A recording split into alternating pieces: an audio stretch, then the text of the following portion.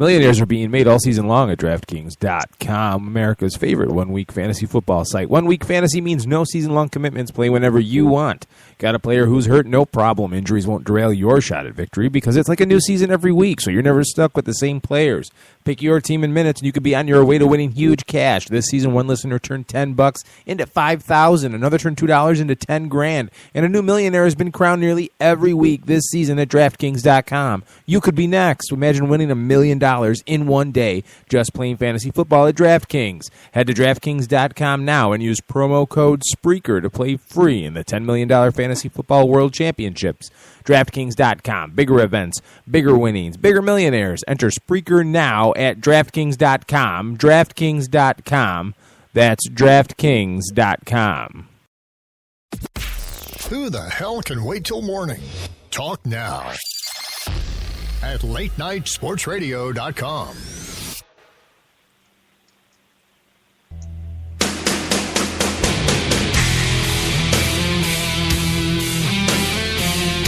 Welcome back to the Bob Sullivan Show here on LateNightRadio.com. I am being joined this hour by Alex Smith of AXSmithSports.com and KellyInVegas.com. Alex, I got into last time I had you on the show, I got into a little beef on Facebook because I said Alex Smith was on the show. Somebody then said, "Oh, the quarterback?" And I said, "No." But I had in the description, we're going to talk gambling and NFL, and then it turned into an argument over, whether you were the Alex Smith quarterback, and I said, "Oh yeah, because it would make sense that I'd have the quarterback on to talk gambling. Can you read?" And it blew up, and I wound up getting kicked out of the group that I posted that to. So that was fun. Oh, well, that's unfortunate. That's why I always put down Alex B. Smith, that middle initial, and make sure no one gets me confused with any other of the 8 million Alex Smiths that live in the United States. So. I went on to ask him if I told him that Martin King was going to be on the show, if he would get confused, but he didn't find that joke funny. So, right. With Jameis Winston, Florida State, they were the team undefeated, only team undefeated, and it seemed like all along they had a chance to get knocked out of this playoff, which seems ludicrous going undefeated. But looking at Jameis Winston, okay, yeah, I know he has the sexual assault thing on his resume, whether he's convicted or not. That's not a good stain to have on your resume. But, I mean, do you think he came along at the wrong time? Because I feel like, the villains back in, the 80s and early 90s in college football, college basketball, college sports, they were embraced. And we look back on guys like, Bosworth didn't have the, stuff on his resume like Jameis Winston, but he was a jerk. Yeah. And, you look at the Fab Five, you look at UNLV. I mean, we really, America really embraced villainous teams and villainous players back in those days. Do we look back on Jameis Winston and, talk about him like we talk about those guys? Or because of all, the stuff he's done is really actually pretty bad off the field? What's with Jameis Winston? Do you think he came along at the wrong time? Partially, yes, but like I said, a lot of it plays into, like I said, what he's actually done. You look at example, we've talked about, say, guys from the past. Someone I would compare him to almost would be Jim McMahon.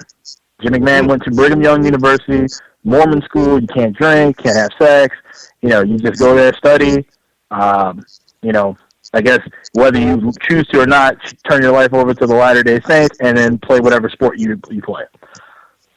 They didn't let McMahon graduate because he was, the punky QB who he went and drank and partied and did all that stuff, but because he was bringing in so much money, winning ball games for the Cougars, and so they let him hang around, and then when his eligibility was gone, they told him to, get lost.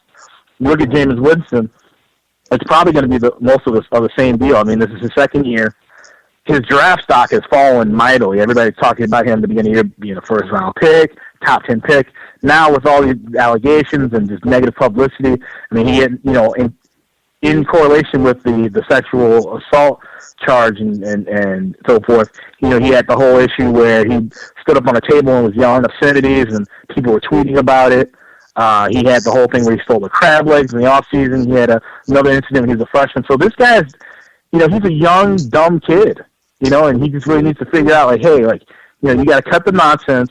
You're under the public eye.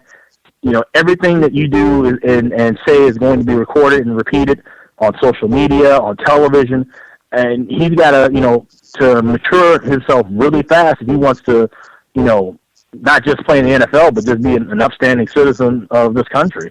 I mean, it is timing because, like you said, Bosworth and those guys, they didn't have to worry about Twitter or Facebook or YouTube or any of the, even TV coverage that we have now. But at the same time, you know what? Hey, man, this guy's just got to grow up at some point, whether it's the 80s or now. You got to grow up.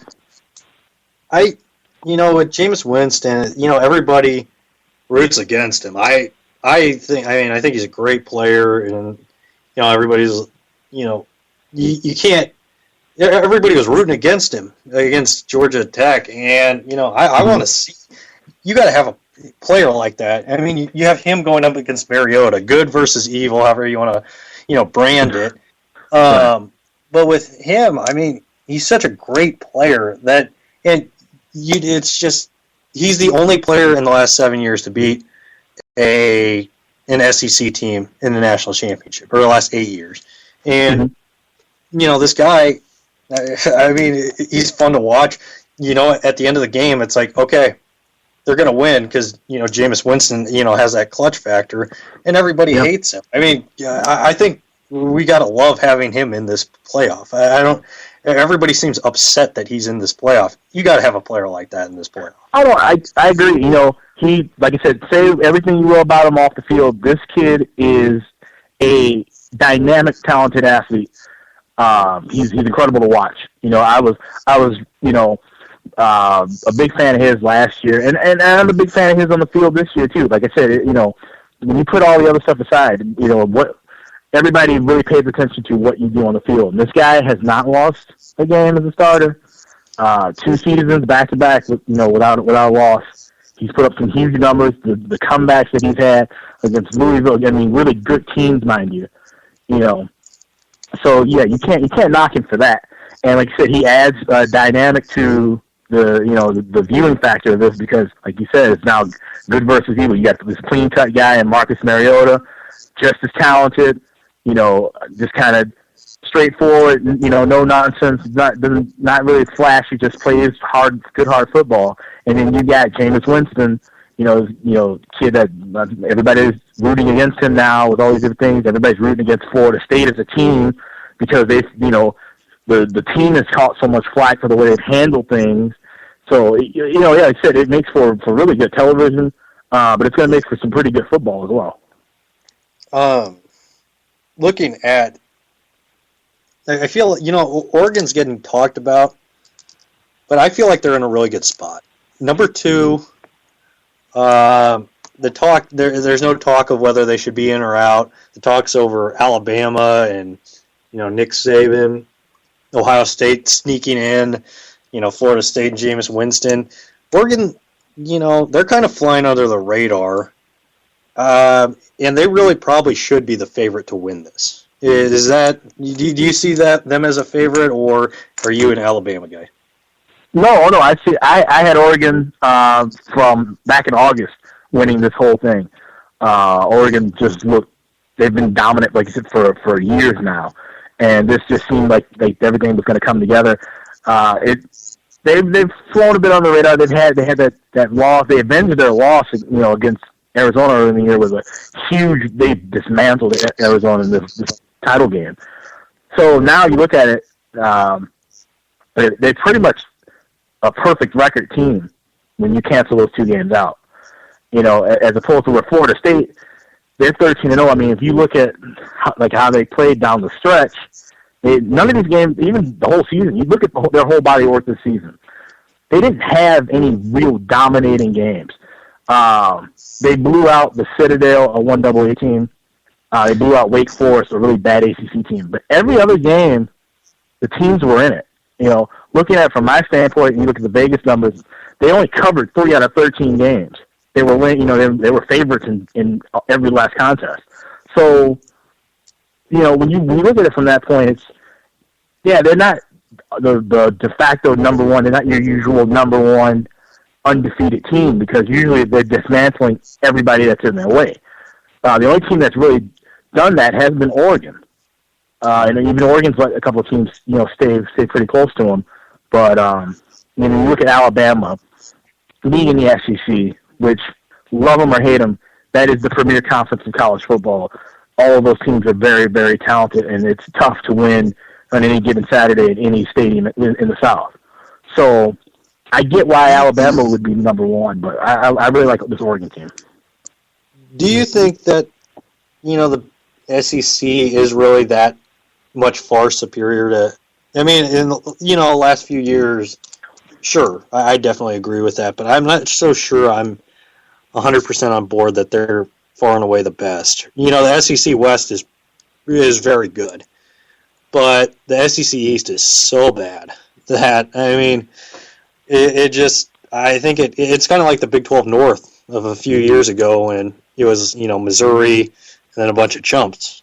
And I think the SEC is good, but I don't think it's, far better than the Pac-12. And I think the Pac-12 and the Big 12 have arguments for saying, we're pretty dang close to the SEC right now. No, it's not far away. Like you said, the Pac-12 has some really good teams, and the Big Ten for a while this year was down against the Big Ten, but the Big Ten, at one point was a major player. But even if you look at the bottom teams in the SEC, the Arkansas, the Texas A&M, the team Texas A&M was a great team last year. They fell off. Arkansas was at the bottom of the SEC West. They're 6-6. And they dismantled some pretty good smaller schools, and they took care of NIU, and they beat up a couple other good teams. Texas A&M had some issues with injuries or whatever. Kentucky played competitive in a few games. The SEC, it is the number one conference, but there are conferences that can really push them. I'll give them a run for their money, and I think the Pac-12 is the one that's right behind them. So it'll be interesting if we see Oregon and Alabama, which personally is what I expect we'll see for the national title.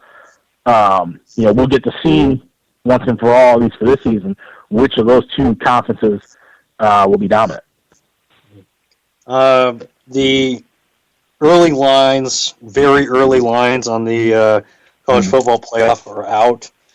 This is in your wheelhouse. Alabama, Ohio State. Alabama favored by 10. Do you agree with that early line? Yeah, I do.